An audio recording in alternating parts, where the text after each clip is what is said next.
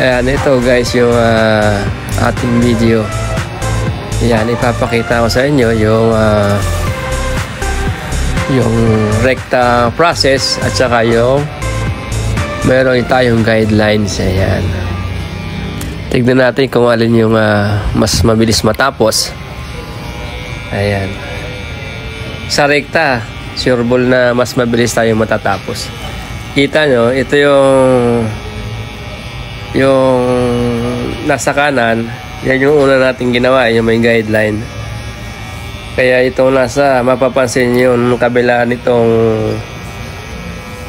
left side, nitong nasa kaliwa ay tapos na, kasi ang inuna natin gawin dyan na itong nasa right side. Ayan, dito sa right side natin yung may guideline, gumamit tayo ng 0.5 yung kulay red. Yan, habang tayo ay gumagamit ng 0.5, pansinin natin itong nasa kaliwa, itong rekta, halos tapos na siya. Oh, di ba? Ang laki na, ang layo ng difference ng ano nila, ng oras. Ayan. Yan, itong mayroong guideline. Yan, nasa number 1 pa tayo dyan. Tinatanggal pa natin yung kanto gamit yung number 1 guide. Samantalang dito tayo sa rekta, gumagamit na agad tayo ng detailer. Yan, napakalaki ng oras na pagkakaya ba ng nauubos nilang oras kapag may guidelines tayo at saka yung wala, direkta. Ayan. Ito, gumagamit pa rin tayo ng number 1 dito sa may guideline. Itong sa kabila, halos patapos na gumagamit tayo ng detailer. Ayan. So, dito patuloy pa rin tayo sa right side. Ayan. Sabay gagamit ulit tayo dyan. Gagamit pa rin tayo dyan ng 0.5. Kasi may mga, ayan, yung kulay red, 0.5 yan.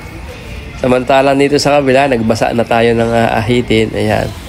Wala yan parehas fast forward yung pinapakita natin video. Normal na galaw talaga yan. Kaya, pero makikita natin yung gap ng kanilang minutes. Ayan.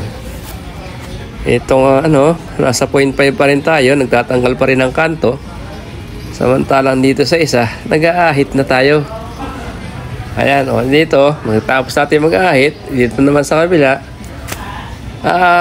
magsisiro pa rin tayo ng detailer. Ayan, magtatanggal pa ng parang line na yun. Ito, ang mahalaga naman dyan, dapat parehas yung kanilang resulta ng gupit. Ano po, ayan. Ito, madalas kong ginagawa, itong rekta. Ayan.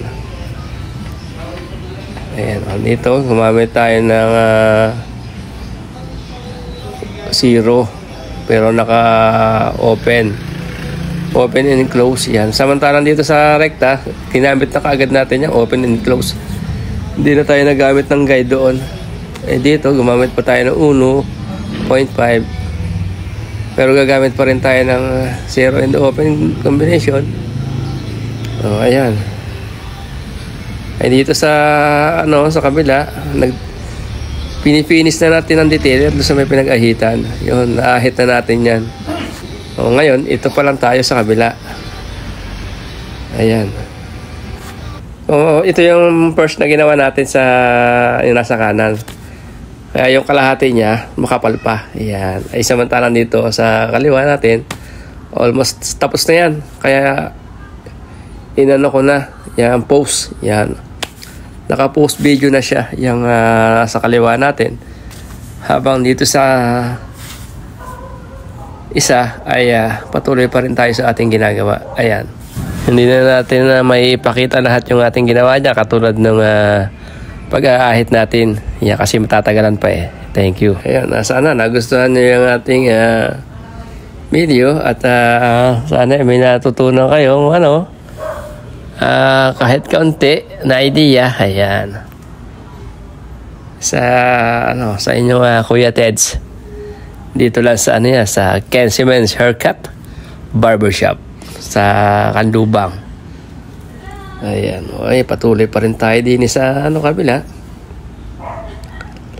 Ayun, shoutout sa ating mga viewers. Yan. Salamat sa inyo.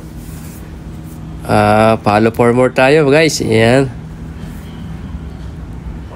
Oh. Tapos.